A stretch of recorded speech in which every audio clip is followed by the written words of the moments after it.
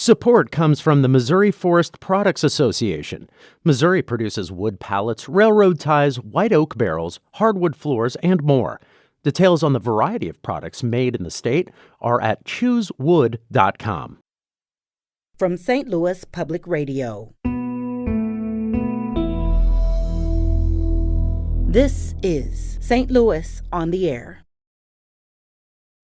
To do a wage survey, you would watch a non-disabled person do a given task, let's say boxing up masks or something, for an hour. And if that non-disabled person boxed up 10 boxes of masks in an hour, and the disabled person boxed up 5, they would receive half whatever the going rate was. Some of them said that this was important to them, that they did want to stay there. They actually strongly supported it and in fact said they'd be devastated if the workshops went away. I'm Danny Wysentowski.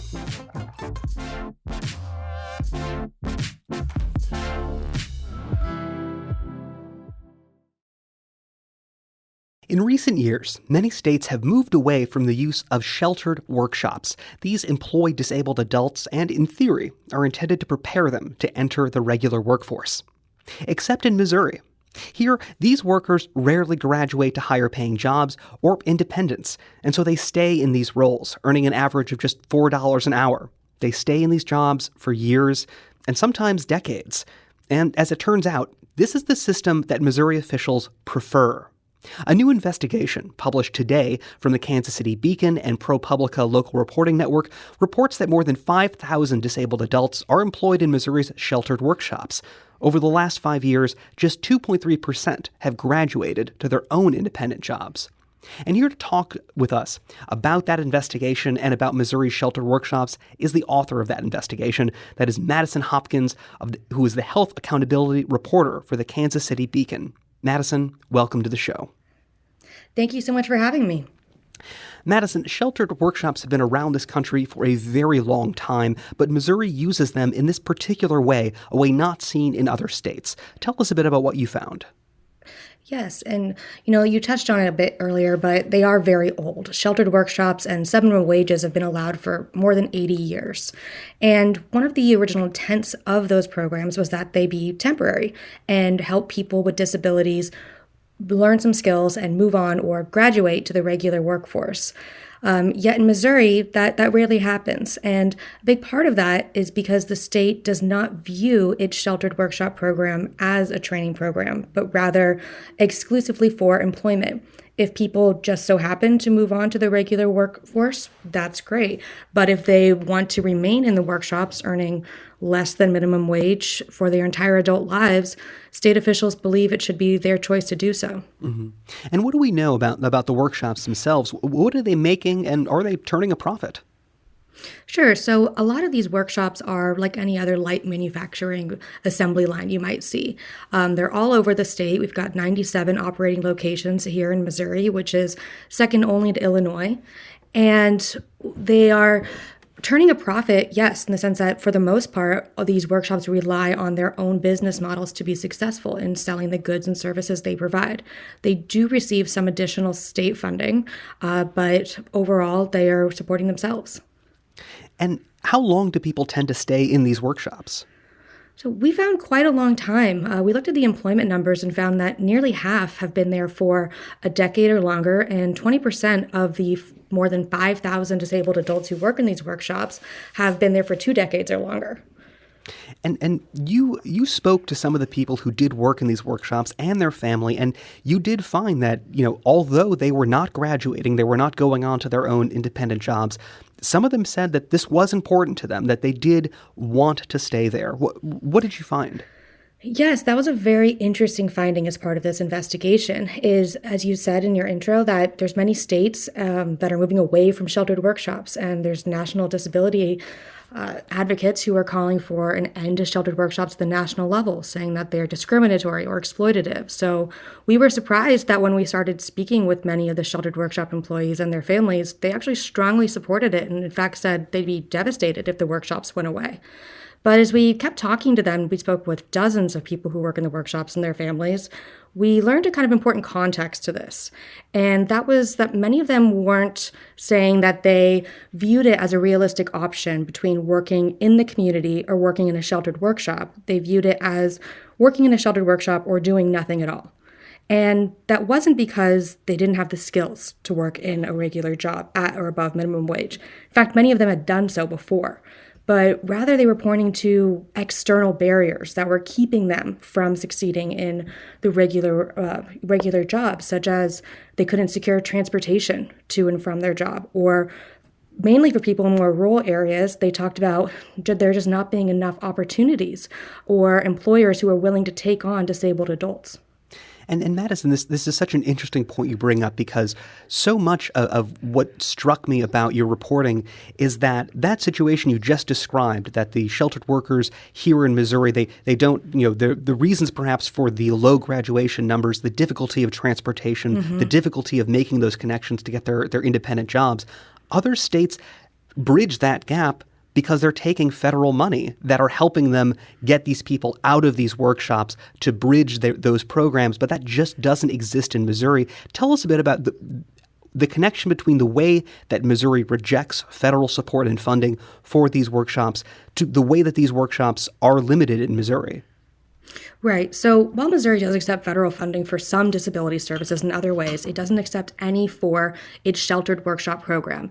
And experts have told me that we're the only state in the country to do it that way. And part of the reason why the people I've interviewed about this suspect that is the case is because some of the federal dollars that are used to support sheltered workshops in other states come with certain rules and ties, essentially requiring that those states work towards helping their sheltered workshop employees graduate. And by Missouri not accepting those funds, it can bypass those rules.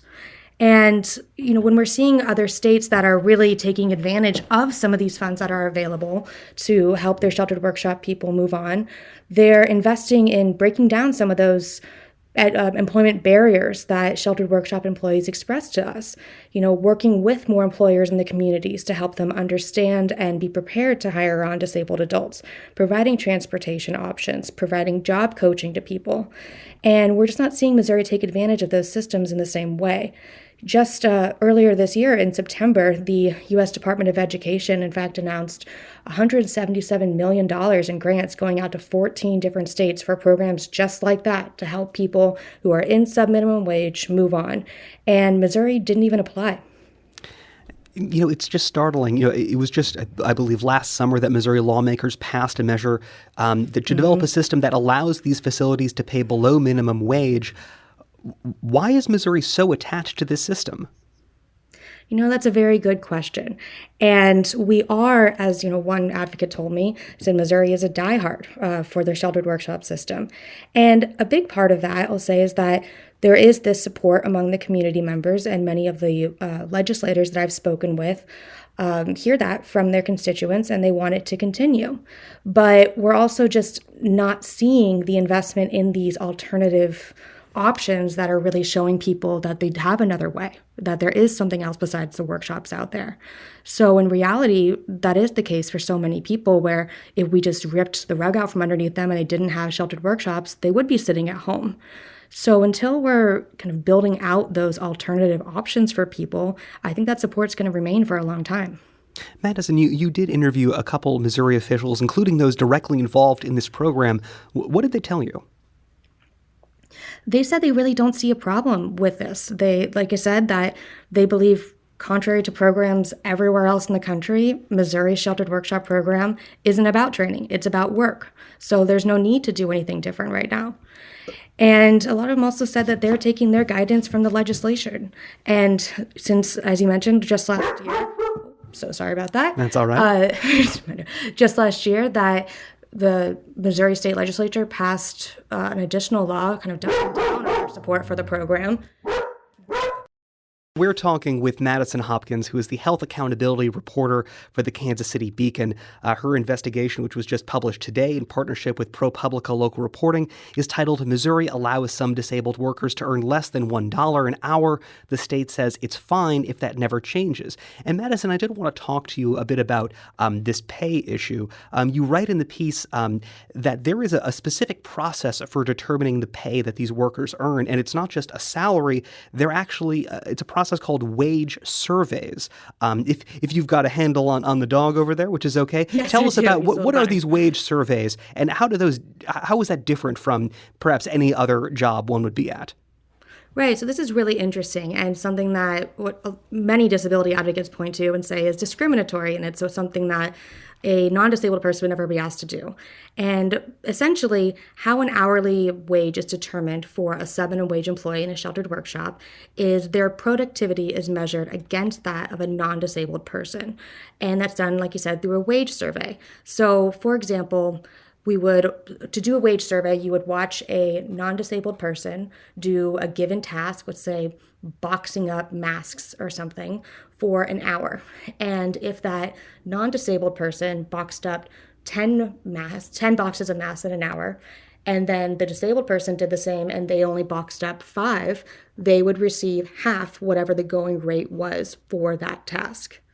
And it's something that they're asked to do every 6 months to kind of re-up to show their productivity. And this process, though, it strikes me that, if this was a program that was aiming to get people, out of these sheltered workshops into independent living, there perhaps could be a greater defense of this kind of wage survey. But for this to be a permanent situation, is there a discord there? Can they really maintain this without ever helping people get out of these situations to get to a regular wage?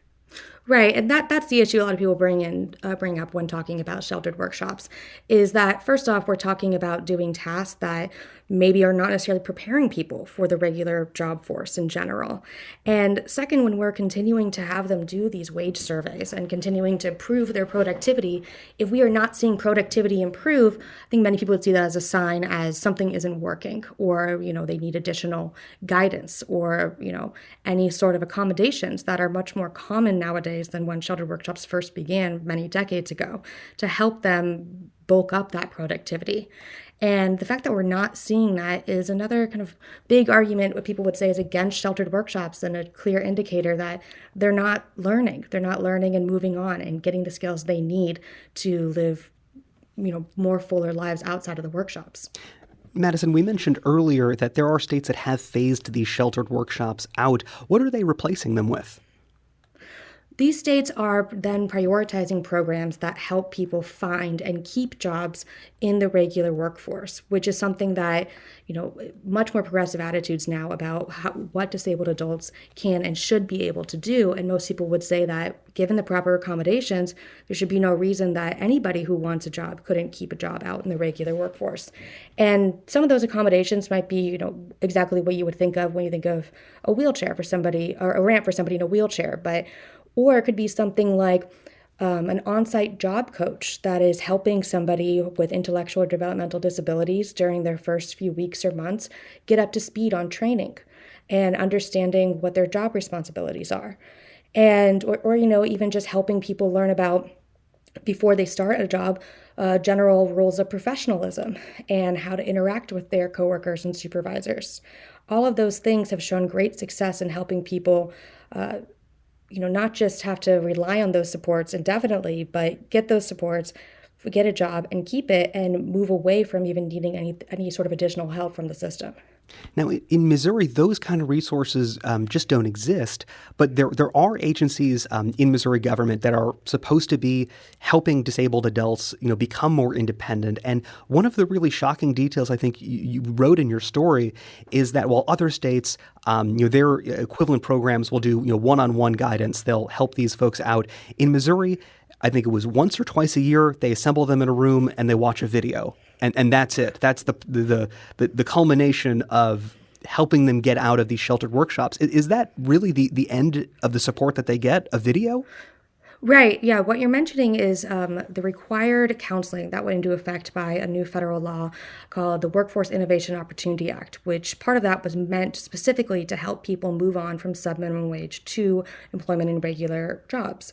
And the requirement was that all subminimum wage employees receive counseling on what their options are. And it's supposed to really help them make a decision about if they want to stay in a sheltered workshop or if they want to move on, and if so, how we can do that with them. And research has shown that the best way to interact with people with a wide range of disabilities is to do so on a one-on-one basis and to really answer any sort of direct concerns that individual might have. And we've seen some states that have had a bit more success with these, like mentioned in Minnesota, doing that one-on-one conversation. Yet in Missouri, the way that this is carried out is done through, you mentioned, a group session where a video is shown. And there's not been much success of people coming out of those and really wanting to take on other opportunities and wanting to explore the resources that are available to them, because we do have some resources available. They're just a bit harder to access in Missouri and not as widespread. Yeah, and that's just the system Missouri prefers, it seems, keeping these adults in these sheltered workshops. Madison, thank you so much for being here to share your reporting with us. Thank you for having me.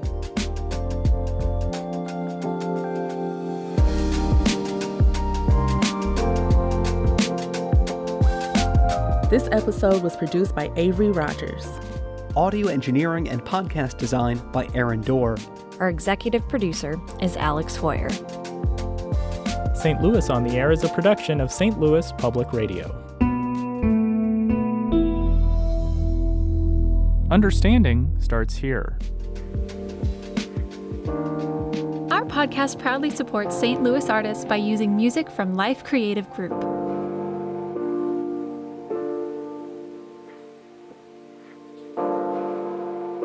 Do you find yourself regularly listening to episodes of St. Louis on the Air? Suggest us to a friend you think might enjoy our conversations, and leave us a review and rating on Apple Podcasts on the App Store. It's the simplest way to help people discover our show. Thank you. St. Louis Public Radio is a member-supported service of the University of Missouri St. Louis.